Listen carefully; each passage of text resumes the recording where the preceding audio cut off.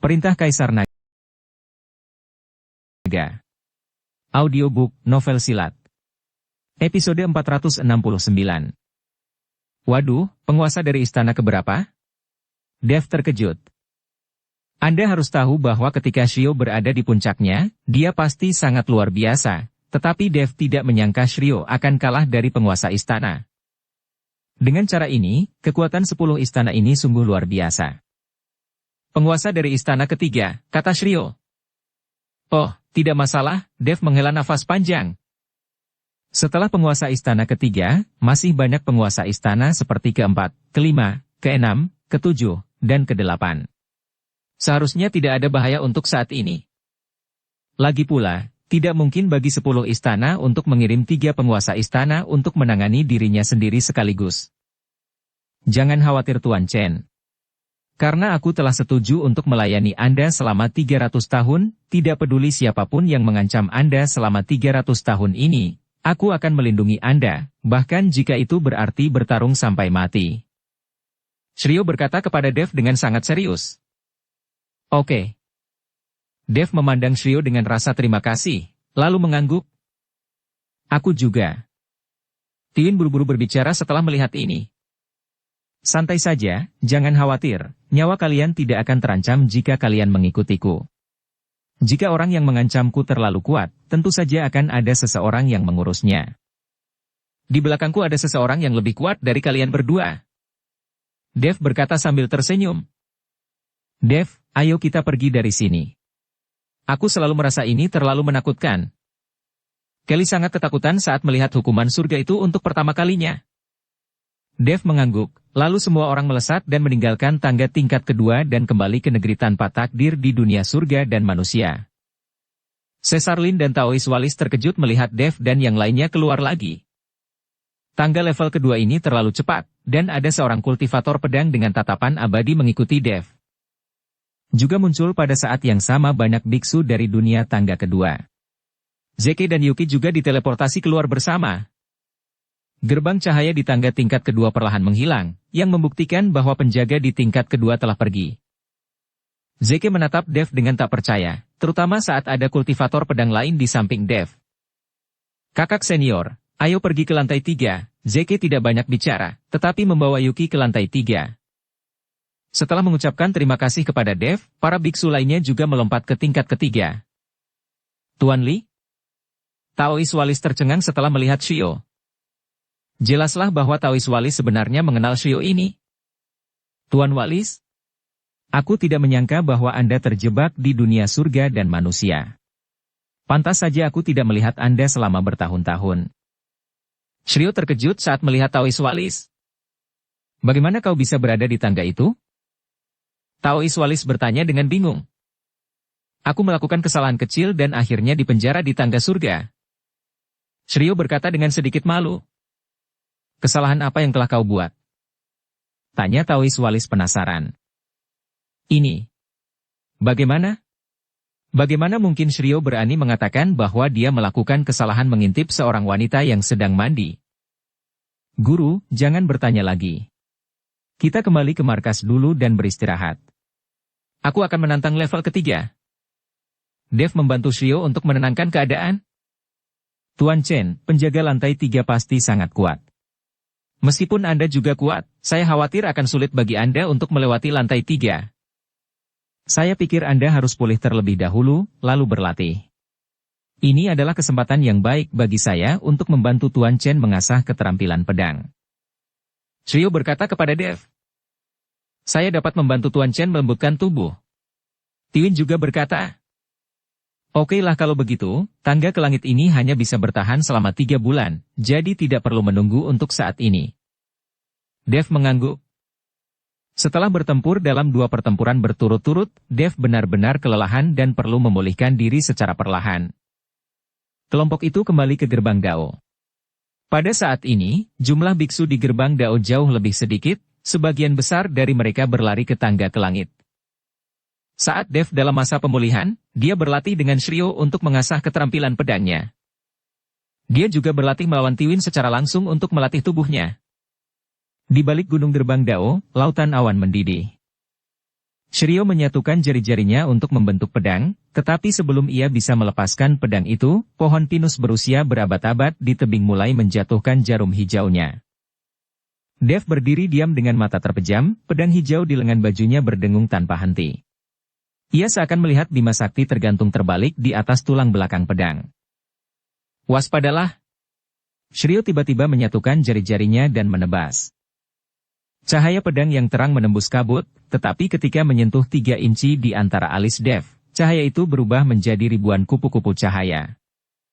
Pikiran Dev dipenuhi dengan berkah. Dia menggambar lingkaran dengan pedangnya secara horizontal, dan benar-benar mengarahkan semua niat pedang yang tersebar.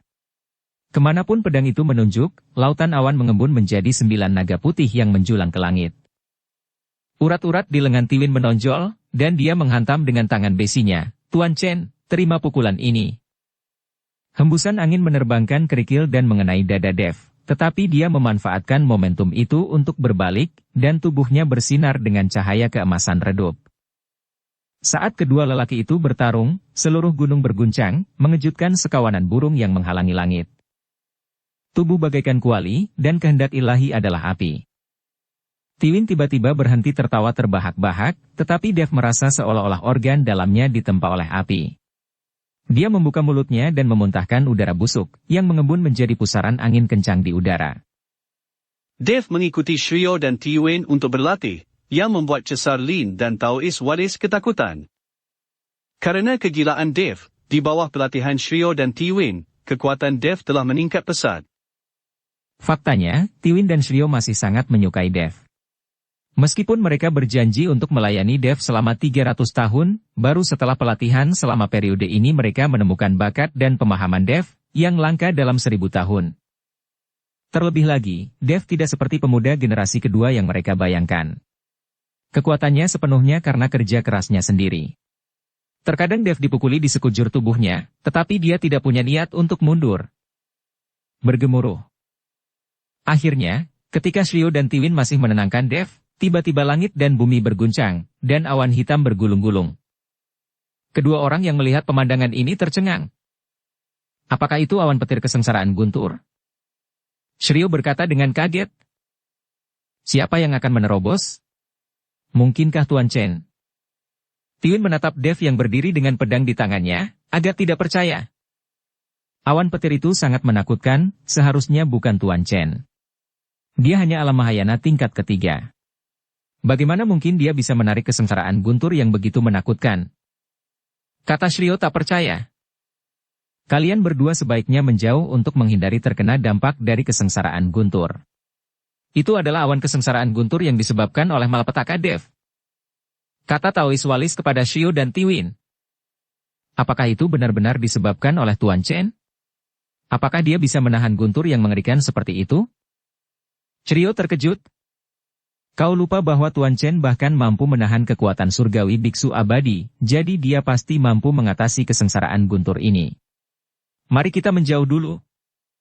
Setelah Tiwin mengatakan ini, dia menarik Shiryo menjauh. Saat awan badai bergulung-gulung, kilatan petir pun bergulung-gulung di awan. Ledakan. Blaar. Duar. Tiba-tiba, sambaran petir menyambar. Dev berdiri di sana tak bergerak, tanpa perlawanan apapun. Begitu saja, sampai malapetaka guntur berakhir, dan tubuh Dev mengeluarkan sedikit bau terbakar, tetapi dia tidak mengalami kerusakan serius apapun. Fakta bahwa Dev mampu menahan kesengsaraan guntur dengan tubuh fisiknya juga sebagian besar terkait dengan Tiwin. Anda harus tahu bahwa Tiwin dan Shiryo keduanya biksu abadi dari alam surgawi. Dev kini telah mencapai tingkat keempat alam mahayana. Tidak seorang pun dapat mengetahui kekuatannya yang sebenarnya. Setelah terobosan, Dev tidak bergerak untuk waktu yang lama. Dia hanya terlihat matanya sedikit tertutup, seolah-olah dia merasakan sesuatu. Apa yang sedang dilakukan Tuan Chen? Tiwin bingung. Terobosan Tuan Chen kali ini, sepertinya dia telah memahami sesuatu. Shiryo berkata, jangan ganggu dia. Saat semua orang menyaksikan dengan napas tertahan, aura di sekitar Dev menjadi semakin halus, seolah-olah diam-diam selaras dengan ritme misterius antara langit dan bumi. Setelah beberapa saat, dia perlahan membuka matanya, Sekilas kebijaksanaan yang menunjukkan bahwa dia bisa melihat rahasia surga melintas di matanya, dan dia berkata dengan suara yang dalam, "Saya telah melihat sekilas beberapa hukum langit dan bumi, dan misteri yang terkandung di dalamnya jauh di luar imajinasi saya." Setelah itu, Dev mengangkat tangannya dan mengeluarkan kepingan giok ketiga dari 4 kepingan giok. Slip giok itu terasa hangat dan sedikit dingin di tangannya, dan rune di atasnya berkedip-kedip pelan seolah-olah bersifat spiritual, seolah-olah menggemakan kekuatan hukum yang baru saja dipahami Dev. Dev menarik napas dalam-dalam dan perlahan-lahan menyelidiki kesadaran spiritualnya ke dalam potongan batu giok itu. Dalam sekejap, batu giok itu memancarkan cahaya yang sangat cemerlang, dan aura yang agung dan kuno menyebar bagaikan gelombang pasang. Pada saat yang sama, situasi di seluruh dunia surga dan manusia berubah secara tiba-tiba. Langit yang awalnya cerah tiba-tiba berubah gelap. Awan-awan gelap berkumpul dan bergulung bersama, seolah hendak menelan dunia. Gunung-gunung dan sungai-sungai berguncang, bumi retak, dan retakannya menyebar ke segala arah bagaikan taring binatang buas. Angin kencang bertiup kencang, membawa pasir, batu, dan tumbuhan, menimbulkan suara siulan yang melengking. Burung-burung dan hewan-hewan di hutan menjadi panik dan berlarian ke segala arah, seakan-akan mereka tengah menghindari suatu bencana besar. Ini, apa yang terjadi? Tiwin membelalakan matanya karena terkejut. Melihat perubahan yang mengguncang bumi ini, suaranya bergetar tanpa disadari. Shiryo mengerutkan kening, menatap kepingan giok di tangan Dev dengan mata serius, dan berkata dengan suara yang dalam, "Keping giok itu pasti telah menyebabkan perubahan aneh di langit dan bumi, sepertinya ada rahasia yang tersembunyi di dalamnya." Dukung channel Novel Silat dengan subscribe, follow, like, komen dan share. Taois Walis membelai janggutnya dengan lembut, sedikit kekhawatiran melintas di matanya, dan bergumam, "Perubahan drastis di langit dan bumi seperti itu, saya khawatir itu adalah tanda bahwa formasi besar langit dan bumi akan segera muncul di dunia." Dev membuat formasi besar langit dan bumi muncul. Selama formasi besar langit dan bumi muncul, kita akan dapat menemukan cara untuk menghancurkan formasi tersebut.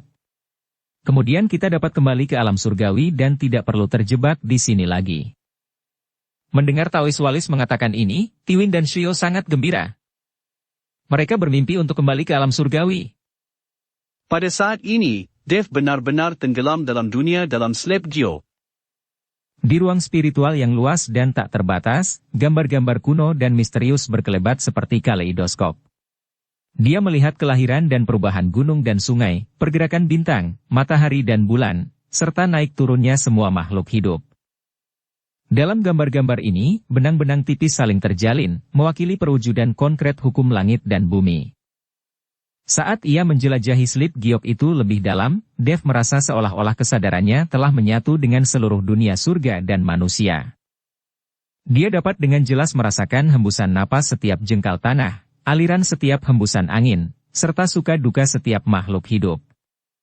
Dan di kedalaman dunia ini, suatu kekuatan dahsyat dan kuno tengah perlahan bangkit, itulah kekuatan formasi besar langit dan bumi.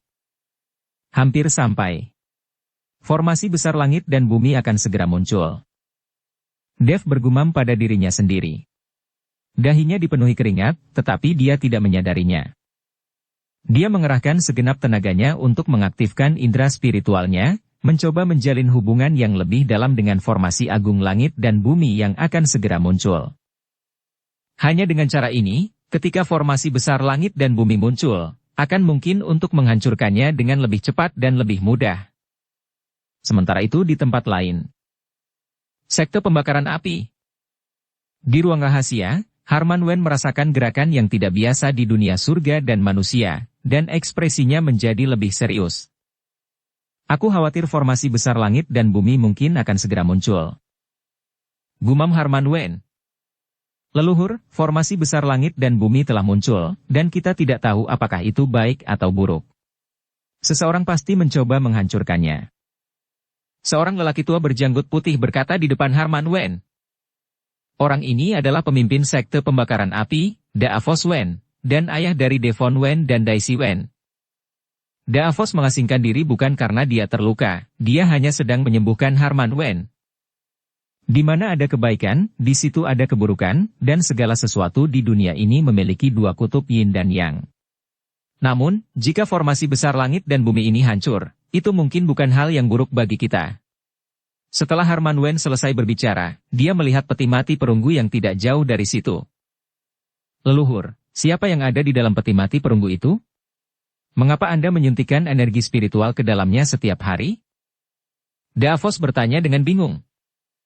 Begitu kata-kata ini keluar, wajah Harman Wen langsung berubah muram, dan dia menatap Davos dengan dingin. Sudah berapa kali ku katakan padamu, jangan bertanya tentang beberapa hal yang tidak seharusnya kau tanyakan, dan jangan mengetahui hal-hal yang seharusnya tidak kau ketahui.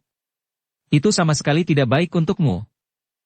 Merasakan hawa dingin dari Harman Wen, Davos menggigil ketakutan. Leluhur, aku salah, aku tidak akan bertanya lagi. Aku ingin tahu apakah dia bisa bangun pada hari ketika formasi besar langit dan bumi hancur. Harman Wen menatap peti mati perunggu itu dengan tatapan kosong. Sebuah gua di suatu tempat di dunia surga dan manusia. Saudaraku, kau sangat akurat dalam melihat orang. Formasi besar langit dan bumi akan segera muncul. Ketika saatnya tiba untuk menghancurkan formasi besar itu, kita akan bebas. Iblis formasi melihat penglihatan langit dan bumi yang tiba-tiba muncul di dunia surga dan manusia, dan berkata dengan kegirangan di wajahnya. Tentu saja, aku selalu lebih baik dari Anda. Leluhur pola ilahi berkata dengan ekspresi bangga di wajahnya.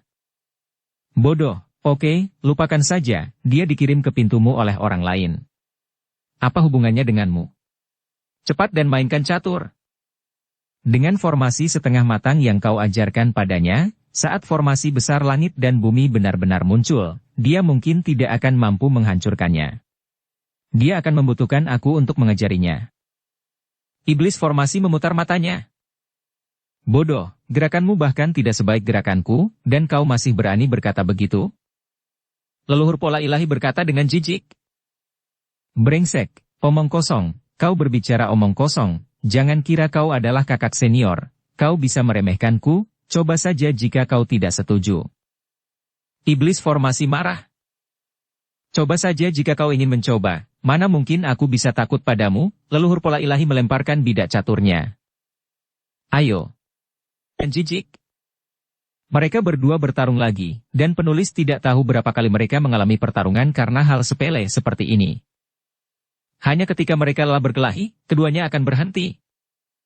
Gerbang Dao di negeri tanpa takdir. Dev telah berlatih dengan Shiryo dan Tiwin selama sebulan. Meskipun di bulan ini wilayah Dev telah ditingkatkan menjadi tingkat 4 alam Mahayana, tetapi Dev belum santai.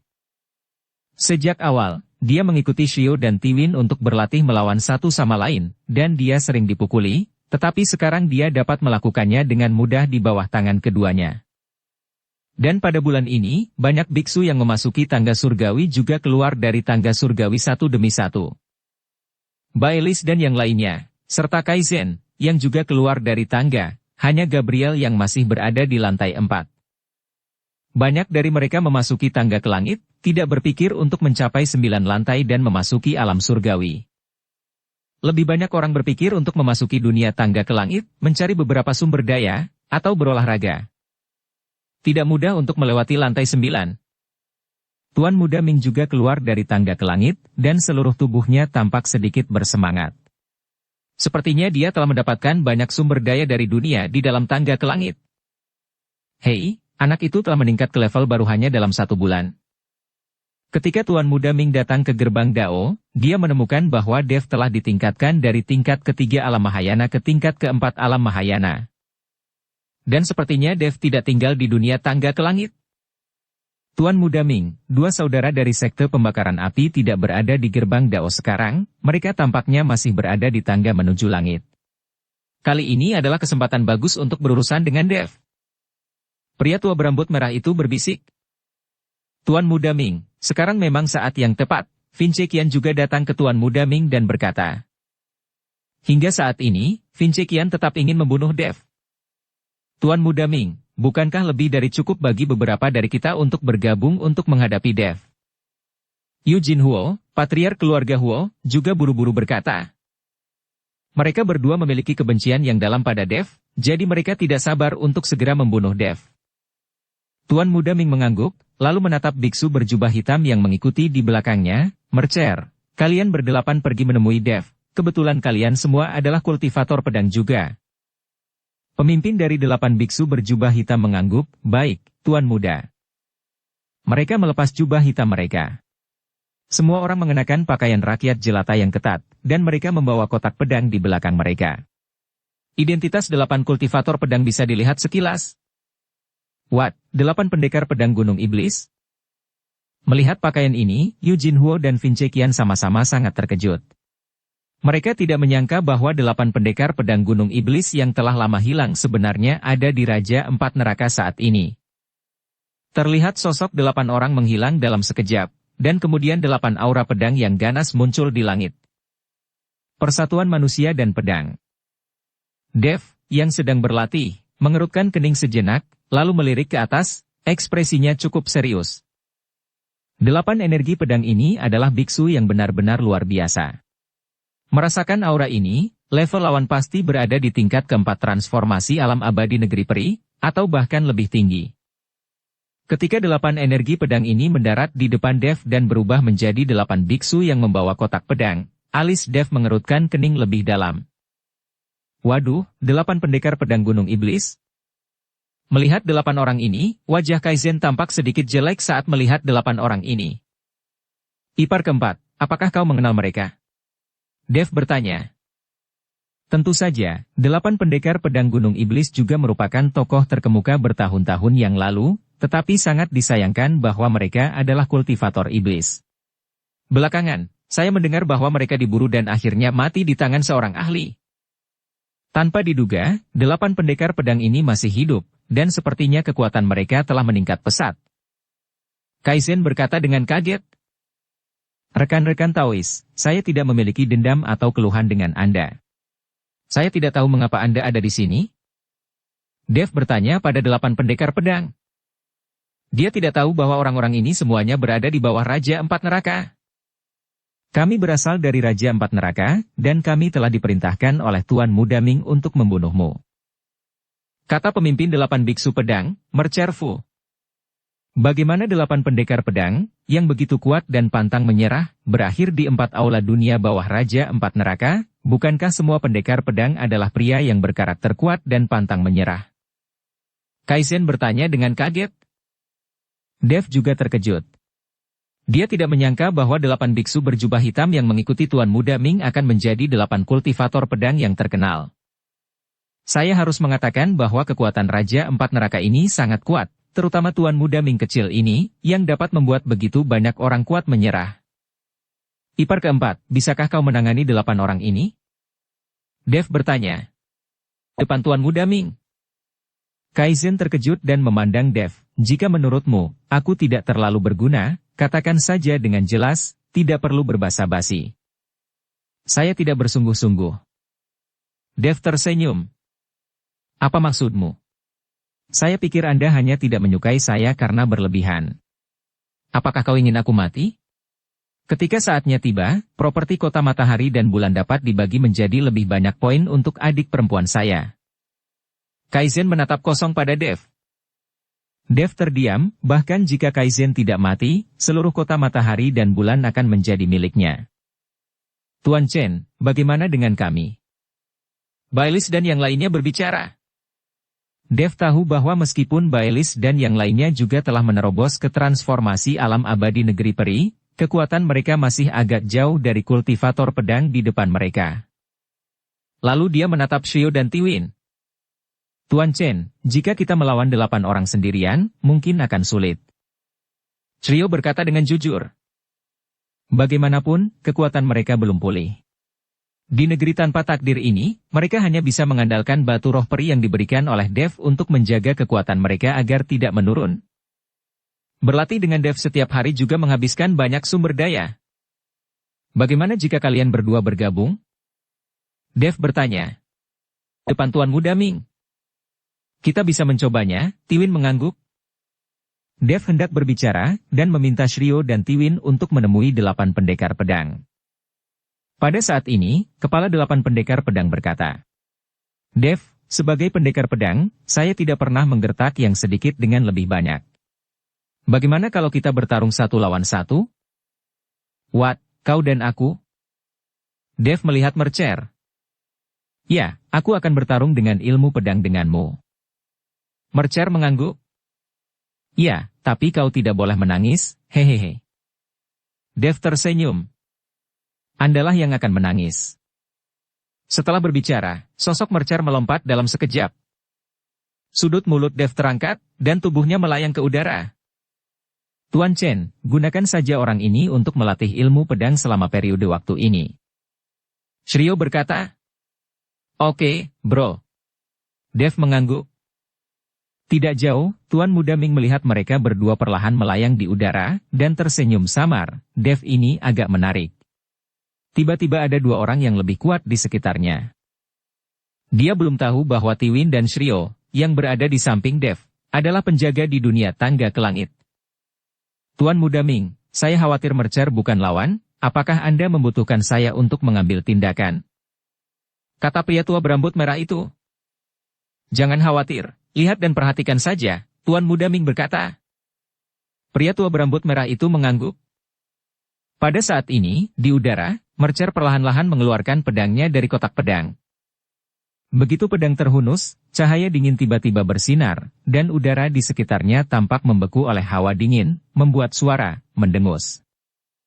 Rune atau jimat di tubuh pedang mengalir, dan suara nyanyian naga samar-samar keluar, yang jelas merupakan senjata ajaib yang tiada tara.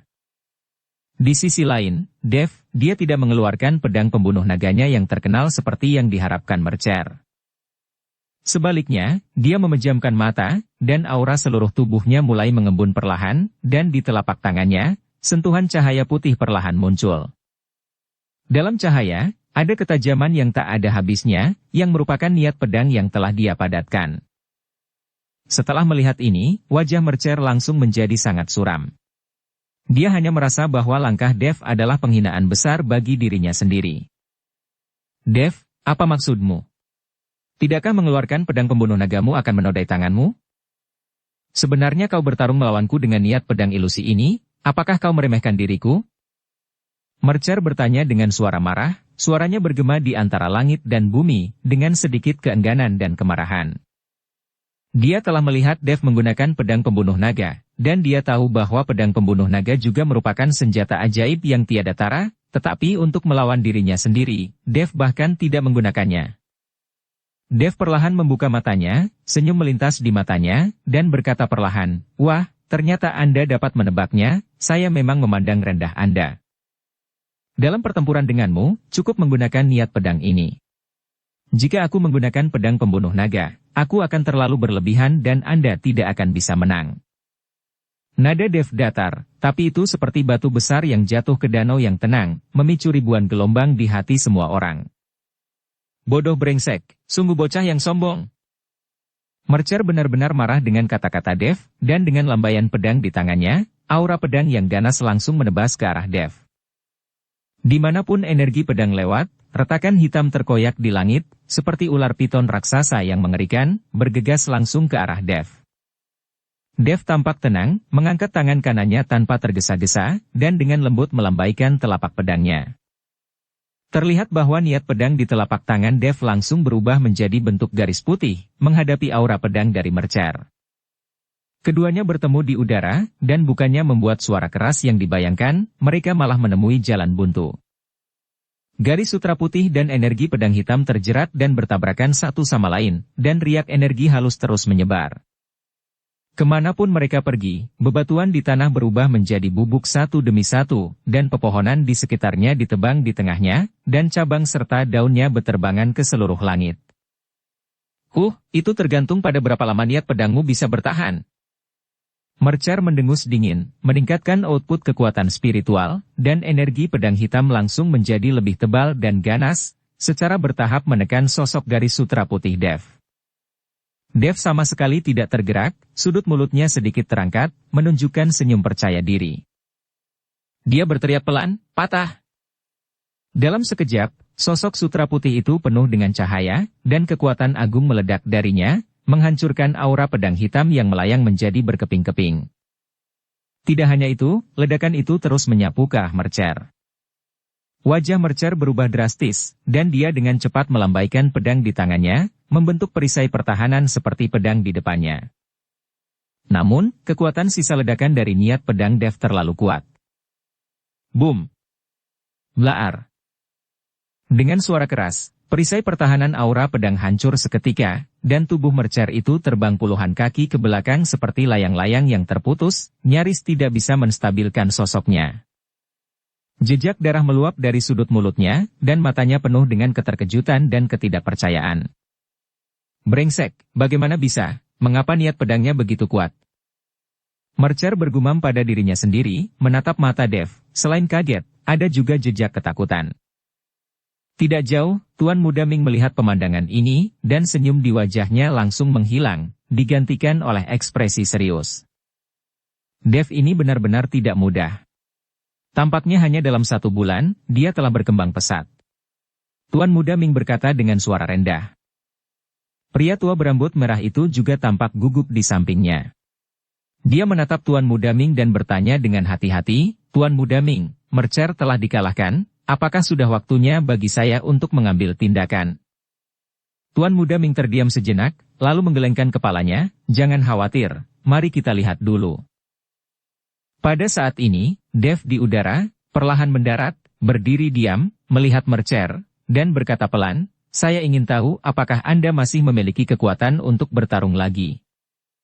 Mercer menggertakkan giginya, meskipun dia tidak terima di dalam hatinya, dia juga tahu celah antara dirinya dan Dev. Dia menyimpan pedangnya, mengepalkan tinjunya, dan berkata, Dev Chen, kau kuat dan saya, Mercer Fu, mengagumi Anda. Hari ini, keahlian saya tidak sebagus yang lain. Aku kalah dalam pertarungan 1 lawan 1. Setelah berbicara, dia berbalik dan kembali ke tim 8 pendekar pedang Gunung Iblis. 7 anggota lainnya dari 8 pendekar pedang Gunung Iblis terkejut ketika mereka melihat kekalahan dari Mercer. Mereka saling melirik, sedikit keraguan melintas di mata mereka. Namun, kebanggaan menjadi kultivator pedang membuat mereka tidak mau mundur, dan pada saat yang sama, Tuan Muda Ming juga melihat mereka dari belakang. 7 dari mereka menghunus pedang mereka pada saat yang sama dan mengepung Dev, dan momentum mereka langsung naik ke titik ekstrim. Dev, karena kau sangat hebat, maka kami akan meminta pelajaran padamu bersama-sama. Salah satu dari 7 kultivator pedang berbicara, suaranya tegas, dengan sedikit rasa takut akan kematian. Dev menatap 7 orang yang mengelilinginya, tanpa rasa takut sedikit pun di wajahnya, tetapi malah menunjukkan senyum gembira. Oke, kalau begitu, coba saya lihat, kalian adalah 8 pendekar pedang Gunung Iblis, kecuali Mercer Fu, seberapa hebatnya kalian? Niat pedang di seluruh tubuh Dev melonjak lagi, dan cahaya putih menyelimutinya, seperti dewa perang yang turun ke dunia. Pertempuran yang lebih intens sudah dekat. Dev, jangan tertipu. Orang-orang ini tidak tahu malu dan ingin mengalahkan Anda secara berkelompok. Jangan melawan mereka. Kaizen berdiri di depan Dev, lalu memandang 7 kultivator pedang dengan jijik dan berkata, apakah kalian brengsek sialan masih memiliki wajah? Dev baru saja melakukan 1 pertarungan dan belum pulih. Apakah Anda ingin 7 melawan 1? Jika kau memiliki kemampuan untuk bertarung denganku, kota matahari dan bulan kami bukannya tanpa orang kuat. Kami bisa menemani Anda. Dengan sepatah kata dari Kaizen, banyak biksu dari kota matahari dan bulan juga berdiri. Pada saat ini, 7 dari 8 pendekar pedang Gunung Iblis merasa malu, dan mereka tidak tahu harus berkata apa. Melihat pemandangan ini, Tuan Muda Ming melihat hantu tua berambut merah itu dan berkata, hantu tua, pergi dan ikuti gerakan Dev. Hantu tua berambut merah mengangguk, saya akan memenggal kepala Dev sekarang. Setelah berbicara, sosok hantu tua berambut merah itu melintas, lalu berubah menjadi cahaya hitam, dan langsung menuju Dev. Wajah Dev menjadi dingin, dia merasakan kengerian yang datang dengan cepat, dan ada kekhawatiran yang mendalam di matanya. Dia baru saja mengalami pertempuran besar, jika yang datang adalah seorang master, dia tidak akan bisa menghadapinya sama sekali. Pertarungan ronde demi ronde, kalian Raja 4 Neraka, hanya memiliki kemampuan ini, Sebuah suara bergema di langit, dan kemudian aura menakutkan menyapu dari langit, langsung menekan aura hantu tua berambut merah itu. Terlihat Taois Walis memegang pengocok di tangannya, sepasang tulang dao angin peri melayang di udara. Dev baru saja menyelesaikan pertarungan, dan tubuhnya belum pulih, tapi lawannya menyerang lagi. Guru Taois Walis tidak tahan lagi. Hantu tua berambut merah itu memandang Taois Walis dengan ekspresi dingin di wajahnya dan berkata, "Pendeta tua, apakah kau ingin campur tangan?" "Bodoh, terserah gue lah, nenekmu punya kaki, aku bisa melakukan apapun yang aku mau, jadi jika kau tidak yakin, cobalah." Taois Walis mengutuk dengan marah. "Oke segera Ken." Hantu tua berambut merah juga tidak peduli, jadi dia langsung mengikuti Taois Walis dan mulai bertarung. Dua orang itu lalu bertarung dalam kehampaan, dan suara mengerikan meledak dari kehampaan. "Sekarang giliranmu." Tuan Muda Ming melirik Vince Qian dan Eugene Huo. Keduanya mengangguk, masing-masing membawa master keluarga, dan langsung menemui Dev. "Para biksu di kota matahari dan bulan mendengarkan perintahku, serang." Kaizen membawa para biksu dari kota matahari dan bulan dan bertempur satu sama lain. Bailis dan yang lainnya juga mengambil tindakan bersama-sama dan bergabung dalam pertempuran. Ada pertempuran sengit, dan hampir semuanya adalah master di ranah transformasi alam abadi negeri peri, jadi dengan gerakan ini, seluruh negeri tanpa takdir mulai bergetar, seolah-olah akan hancur kapan saja. Melihat semua orang telah mengambil tindakan, Mercer tahu bahwa dia tidak bisa lolos tanpa cedera, jadi dia mengayunkan pedang di tangannya. "Lakukan." 7 pendekar pedang lainnya menunjukkan pedang mereka, lalu menebas ke arah Dev. Hanya sampah kecil, berani melakukan sesuatu pada Tuan Chen. Tiwin dan Shrio langsung bertarung dalam sekejap. Pedang terdengar satu demi satu, diikuti oleh 10.000 cahaya pedang. 8 pendekar pedang Gunung Iblis langsung terhalang oleh 10.000 cahaya pedang ini, dan mereka tidak bisa mendekati Dev. Tiwin dan Shrio bertarung melawan 8 pendekar pedang Gunung Iblis. Tuan Muda Ming memperhatikan dengan tenang, dengan lengkungan di sudut mulutnya, semakin menarik. "Siapa kau? Mengapa ilmu pedangmu begitu bagus?" Mercer merasakan ilmu pedang Shrio dan tidak bisa menahan keterkejutannya. "Jika kau benar-benar ingin aku mengatakannya, tidak berlebihan jika aku mengatakan bahwa aku adalah kakekmu. Ilmu pedangmu yang biasa-biasa saja benar-benar mempermalukan nama seorang pendekar pedang." Setelah Shrio selesai berbicara, dia langsung berubah menjadi cahaya pedang dan memotongnya. Mercer merasakan kengerian niat pedang Shrio, jadi dia tidak berani menerimanya dengan keras, tetapi berteriak, "Formasi!" Suara itu jatuh, dan 8 orang tiba-tiba mengayunkan pedang mereka dan memotong tas kain yang mengikat peti mati pedang di tubuh mereka. 8 peti mati pedang menjulang ke langit, dan di dalam peti mati pedang, sinar cahaya menyembur keluar. Sinar cahaya ini seperti pedang tajam, menuju Shrio. Ternyata ada level yang tersembunyi di dalam kotak pedang ini. Boom! Duar! Shrio melambaikan pedangnya yang panjang dan membuat pedang kedap udara yang dia lambaikan di depannya. Setelah melihat ini, Mercer segera menggigit jarinya dan menggambar simbol khusus di pedang panjangnya. Setelah melihat ini, pendekar pedang lainnya mengikutinya, menggigit jari mereka, dan menggambar sesuatu dengan pedang panjang di tangan mereka. Ketika mereka selesai menggambar, pedang panjang di tangan 8 orang itu mulai bergetar hebat. Kemudian 8 orang itu melemparkan pedang panjang di tangan mereka langsung ke udara, dan 8 pedang panjang itu mulai menyatu. 8 pedang akhirnya menyatu menjadi pedang raksasa, tergantung di udara. Pada saat ini, terasa seluruh kehampaan mulai bergetar. Pedang raksasa ini langsung menyerang Shrio di depannya, dan kemudian 8 pendekar pedang Gunung Iblis masing-masing menemukan arah mereka, dan tetesan darah jatuh ke tanah. Kaki Shrio mulai bergetar hebat, dan formasi pedang perlahan muncul dari tanah, menjebak Shrio di dalamnya. Di dalam formasi pedang, aura pedang yang tak terhitung jumlahnya dan pedang raksasa itu menyerang Shrio bersama-sama. 10.000 pedang menembus hati. Ini adalah skill terbaik dari 8 pendekar pedang Gunung Iblis. Setelah formasi pedang ini dibuka, bahkan biksu tingkat ke-7 transformasi alam abadi negeri peri yang ada di dalamnya dapat dengan mudah dibunuh. Orang-orang ini tidak berani meremehkan Shrio. Bagaimanapun, meskipun kekuatan Shrio tidak terlalu mengejutkan, setiap gerakan adalah sesuatu yang belum pernah mereka lihat sebelumnya. Ilmu pedang Shrio memiliki teknik yang hebat. Dari niat pedang Shrio, mereka menemukan bahwa Shrio bukanlah seorang biksu di dunia surga dan manusia, tetapi seharusnya biksu alam surgawi terperangkap di sini. Jadi mereka tidak berani ceroboh sama sekali, dan langsung menunjukkan 10.000 pedang yang menusuk hati milik mereka. Shiryo melihat ribuan niat pedang dalam formasi, sentuhan penghinaan muncul di sudut mulutnya, dan perlahan memejamkan mata.